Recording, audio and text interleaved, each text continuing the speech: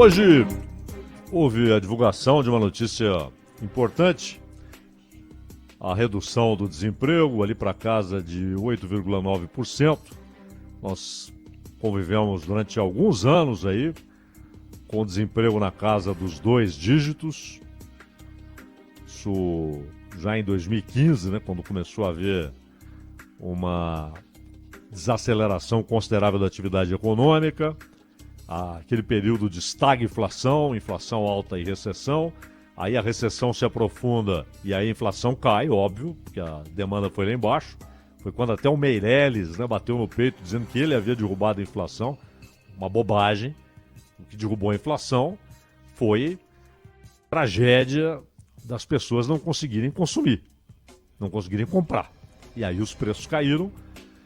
O fato é que só agora, este ano, é que há redução para casa de 1 dígito e agora chegando a 8,9.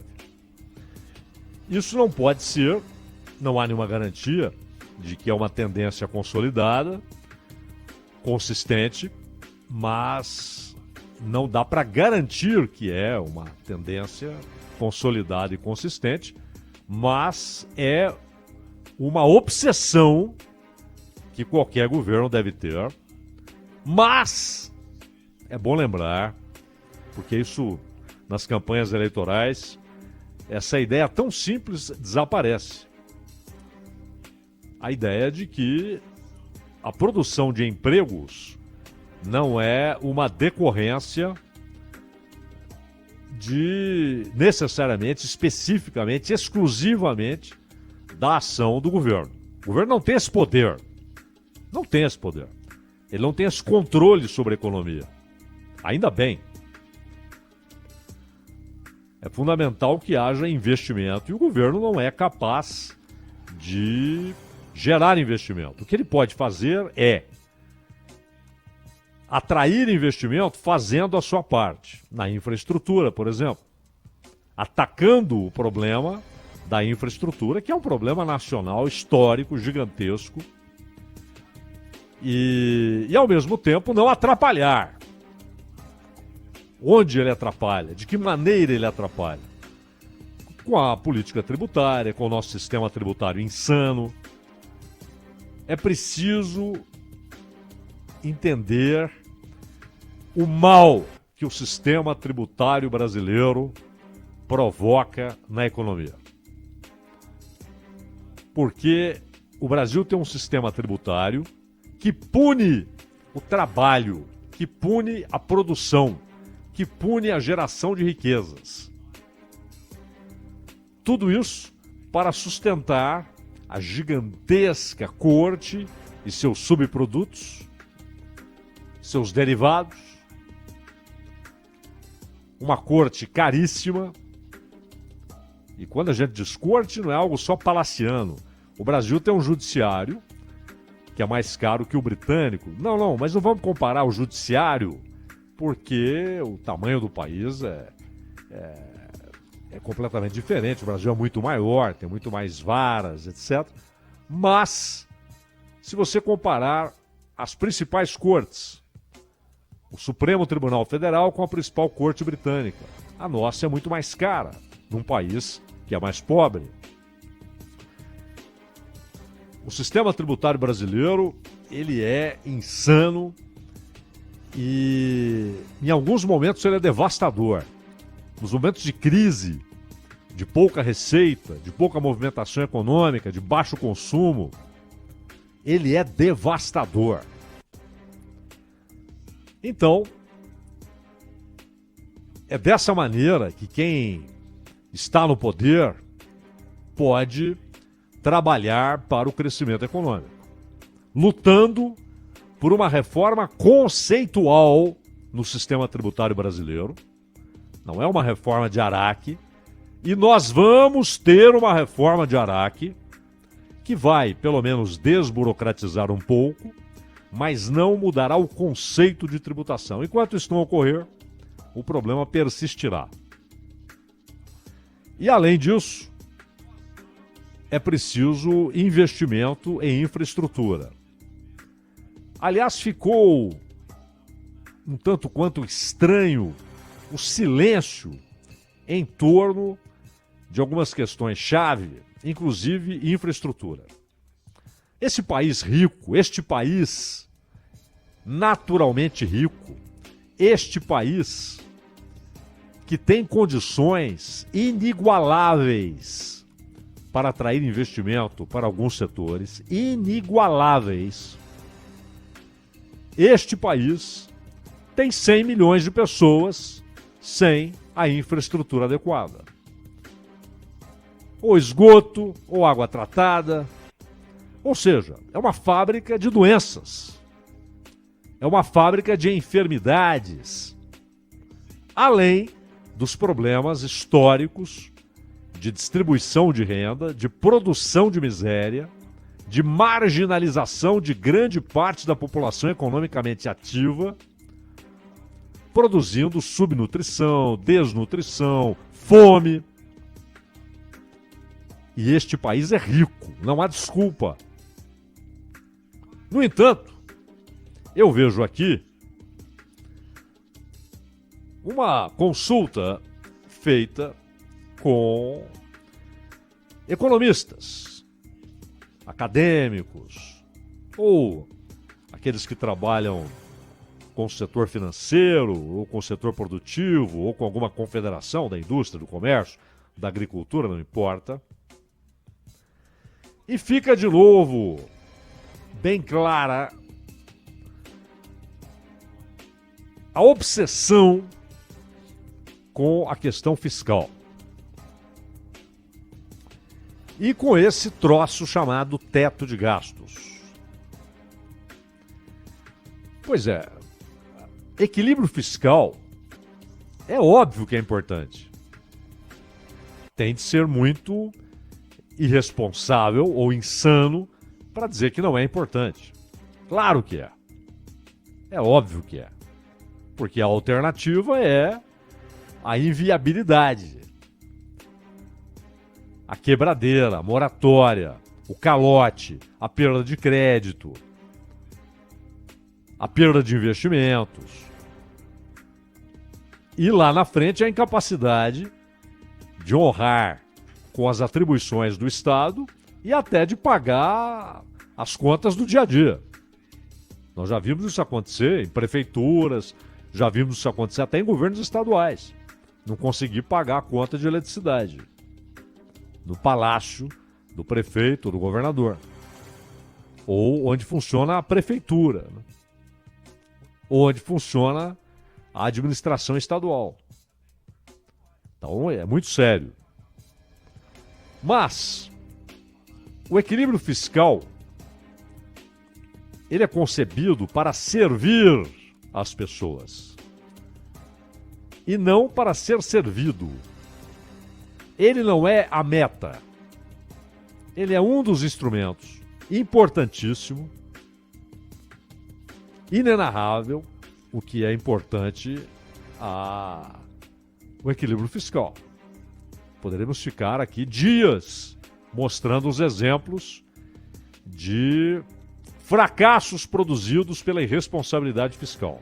Problemas sociais, inclusive, produzidos pela irresponsabilidade fiscal. Não dá pra gente narrar em 5 minutos. É uma longa história, mas que o brasileiro conhece no dia a dia, no município, no estado. Tem estado brasileiro, é que agora, nesses estranhos caminhos da economia, né? A economia sempre surpreende, né? Mas durante a pandemia, em razão da redução drástica de gastos, em razão da entrada excepcional de recursos federais e com o adiamento de compromissos, muitos estados ficaram no azul. Segundo o Ministério da Economia, 26 estados estão no azul. Mas o fato é que assim que voltarem à normalidade, porque esses não são recursos perenes, né? Foi algo excepcional e que aproveitaram em ano de eleição, essa sobra de recursos foi muito bem aproveitada, tem sido muito bem aproveitada neste ano de eleição, por governos estaduais e pelo governo federal, com essa sobra. Mas não é que o Brasil tornou-se superávit em termos reais. Estou falando em termos nominais. Superávit nominal é um exercício contábil, né? Uma fantasia contábil. Porque ele não considera juros de dívida, ele não considera amortização de dívida, não considera pagamento de dívida. E a dívida, principalmente com os bancos, ela é enorme, gigantesca. Então não há superávit. E não entra no teto de gastos, né? O pagamento da dívida não entra no teto de gastos. Tem de pagar. Isso não entra. Pois bem, voltando à realidade, de novo veremos o quê? Governador sem dinheiro para pôr combustível em viatura de polícia, em viatura de bombeiros, em viatura de ambulância. Quer dizer, caótico, né? Se um governo estadual não tem dinheiro para consertar as viaturas da polícia e para pôr gasolina nas viaturas da polícia, isso é um caos. Isso já aconteceu no Brasil. Houve agora um respiro em razão dessa condição excepcional que a pandemia acabou produzindo, porque as contas, os gastos despencaram e entraram recursos excepcionais. Mas os gastos voltam. Houve um adiamento. E os recursos excepcionais são, o nome já diz, a palavra já diz, o adjetivo já diz, excepcionais. Não reaparecerão. Nós tivemos 3 estados que, para o padrão brasileiro, são ricos: Rio Grande do Sul, Minas Gerais e Rio de Janeiro. Há alguns anos, o que esses estados declararam oficialmente? A falência. Declararam: estamos falidos. Não podemos pagar a dívida com a União, e a União, pelo contrário, precisa começar não só a não cobrar dívida, como também a colocar mais recursos aqui. É preciso socorro, porque esses estados estão inviabilizados. Estados ricos. Muita roubalheira, né? Muita corrupção. Muita incompetência. Porque são estados ricos. É o que a gente fala do Brasil. Fábrica de miséria. Você tem países na África e na Ásia que sofrem quase o tempo todo, ano após ano, com desastres climáticos, né? Inundações devastadoras ou secas prolongadíssimas. E são países agrícolas, de produção agrícola. E ninguém dá bola. Ninguém dá bola, porque ninguém vê ali importância econômica. Principalmente se é um país que não tem petróleo, não tem alguma riqueza natural. Ninguém se interessa. Nós tivemos na semana passada, aliás, abrindo aqui um parêntese, informação sobre surto de ebola. Cadê a comoção? Cadê o socorro internacional? Nada. Nada. Se a dengue fosse um problema em países desenvolvidos, já tinha vacina. Aliás, agora parece que no Japão vai finalmente surgir uma vacina bem eficaz. Então, fechando parêntese, esses países estão lá, largados, com problemas internos, além dos naturais, guerras étnicas, guerras religiosas. O Brasil não. O Brasil é de uma riqueza natural espantosa. Quando você olha país por país, olha o Canadá, país rico. Olha a Rússia, dobro do tamanho do Brasil. O Canadá é o segundo, a China o terceiro. Países maiores que o Brasil. Os Estados Unidos, o país mais rico da Terra. Qualquer país europeu. Ou, vai lá na Oceania, Austrália, também um país grande. População pequena. Natureza diversa. Riquezas naturais importantes. Nenhum deles tem a riqueza natural que o Brasil tem. É impressionante. É um negócio espantoso. E como é que um país desse continua produzindo miséria, fome, desnutrição? E aí, se você elencar causas históricas, você não vai poder usá-las para o fato de que 100 milhões de pessoas não têm a infraestrutura adequada. Um país deste não pode ter dezenas de milhões sem água tratada, dezenas de milhões sem esgoto. Não pode ter as escolas na situação em que elas estão. Porque é rico. Não é aquele país que foi inviabilizado pelo descaso internacional, pelas condições climáticas, pelos problemas internos, as guerras internas. Não é. O que explica, então? É a casta. Essa ampla corte que nada mais faz do que reproduzir, ano após ano, década após década, uma estrutura. E os pseudo-contestadores não são, de fato, são pseudo. Porque discutem pormenores, discutem arranjos, mas nenhum deles acredita na ruptura com essa estrutura histórica. Na ruptura do país, da sociedade com essa estrutura histórica. Não acredita. Atira-se mais ou menos migalhas. Mas nada de mudar as posições. Os que estão à mesa e os que estão ao chão, os que estão no subsolo. E os que estão atirados para fora. Então, é compreensível essa preocupação com a questão fiscal, com o teto de gastos, que terá de ser enfrentada.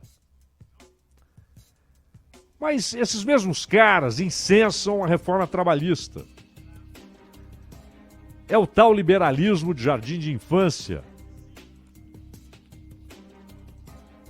Outro dia eu estava vendo um vídeo com uma palestra, deve ter sido nos anos 70, pelo vestuário ali das pessoas, do Milton Friedman. E ele dizia o seguinte, ele dizia, olha, o cerne da sociedade não é o indivíduo. Muita gente ficou boquiaberta, né? Mas como o sujeito que reconstruiu o liberalismo, que adaptou as ideias de Adam Smith aos tempos atuais, ao século XX, então, aos grandes saltos tecnológicos, industriais, esse sujeito não acredita que o indivíduo é o cerne. Ele disse, não, o cerne é a família. É a família. E família pressupõe casa, pressupõe comida, pressupõe escola, pressupõe hospital à disposição, leito hospitalar. Pressupõe uma vida digna. Isso era o pai dos liberais destes tempos, né? Assim como foi historicamente o Adam Smith, que aliás não é a antítese do liberalismo de jardim da infância, né? O Adam Smith. E o Milton Friedman também. Aí vem o Paulo Guedes dizer que é discípulo porque estudou na escola de Chicago. Não é. Não é. O Friedman não tinha apenas uma ideia sobre economia. Ele tinha um pensamento sobre organização social. E se não há, para o cerne da sociedade, que é a família, se não há trabalho, comida, casa, esgoto, água limpa. Ah, mas o Estado vai dar isso. O Estado não vai dar nada porque o Estado não tem nada. Ele tira da sociedade. Aquele sujeito paga por isso porque ele trabalha. Ele tem impostos em cima do que ele recebe. O Estado é sócio dele. O Estado não dá porcaria nenhuma porque ele não produz coisa alguma. Ele tira da sociedade, esta produz. E aí vem o faz de conta, reforma administrativa. Não, ficou para o futuro, só para quem entrar. Ficou para a base do funcionalismo, que é o que trabalha. O funcionalismo trabalha muito. Mas a sociedade olha para o andar de cima, no dizer do Hélio Gaspari. Olha para aqueles que têm evidência, que vivem nas mordomias, que perdem o contato com a realidade, que vivem do dinheiro do povo. O apartamento é pago pelo povo, o carro é pago pelo povo, a segurança é paga pelo povo, a escola do filho é paga pelo povo, a viagem é paga pelo povo. Os funcionários 1000. Isso não é o funcionalismo, isso é uma casta. O funcionalismo trabalha muito. Ah, vamos fazer a reforma administrativa. Vamos atacar quem? Pô, vamos atacar quem ganha pouco e trabalha muito. É isso? Que porcaria de reforma é essa? Vai mudar o quê? O problema não está lá em cima. Na gastança desabrida, desassombrada, sem vergonha alguma, com o dinheiro do povo. Então, é claro, o teto de gastos virou um totem. Oh, vai mexer no teto de gastos. E nós tivemos, por exemplo, na campanha, o Lula e o Ciro Gomes falaram em mudanças radicais no teto de gastos ou até em eliminá-lo. Nossa! Parece que nunca houve no Brasil a inexistência do teto de gastos. E que ele é a instituição diante da qual todos devem se prostrar, prestar culto e nunca contestar. Não é! Tem uma indexação burra que ninguém tem. Eles vêm com aquele papo, a dona de casa não pode gastar mais do que... Sim, mas não é essa a conta do teto de gastos. Não é por arrecadação, é pela inflação passada, manipulada, que é a inflação oficial. É importante demais, é vital ter equilíbrio fiscal, lógico, porque nós pagamos a conta, é claro que tem de ter. Mas ninguém toca em pagamento para o sistema financeiro, hein? Ninguém toca em transferência de renda, dinheiro tirado de quem trabalha para o sistema financeiro. Nisso ninguém toca. Não toca. Ninguém. Ninguém toca nas mordomias 1000 do andar de cima. Da casta. Mas vamos atacar os direitos dos trabalhadores, vamos atacar o funcionalismo público que trabalha muito e ganha pouco, e vamos chamar isso de reforma estrutural.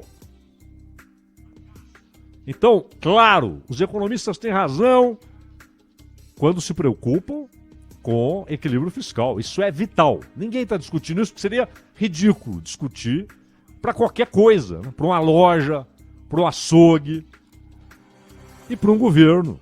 Você tem de ter equilíbrio nas contas. Isso é claro. Mas não existimos para servirmos ao equilíbrio fiscal. O equilíbrio fiscal existe para servir as pessoas. Não é o oposto. Então, o próximo governante terá sim de atentar para o equilíbrio fiscal. Mas ele não tem de se prostrar diante do teto de gastos e não tem de firmar compromisso com essa reforma trabalhista que foi aprovada, que disseram que ia gerar milhões de empregos. Pelo contrário, ela derrubou a média salarial, derrubou a renda. E essa é a meta seguinte: continuar derrubando o desemprego. E não pode ter modéstia na meta, não. Tem de ser pleno emprego, que é 4%, 5%. Né? Pleno emprego, porque você sempre tem uma faixa ali que não pode trabalhar, não quer trabalhar, é outra história. Mas pleno emprego é meta. Mas aí é preciso o grande salto. Investimento que produza demanda pesada, principalmente na indústria, por força de trabalho, para termos salários mais altos, renda mais alta, mais consumo e mais geração de riqueza. E é preciso romper com os grilhões históricos da desigualdade. Porque senão, não adianta. O PIB cresceu, olha, agora finalmente o PIB cresceu 4, 5, 7. Se a riqueza produzida permanece na mão de um percentual ínfimo, invisível quase, da sociedade brasileira. Não adianta o PIB crescer e a miséria também. Ronald.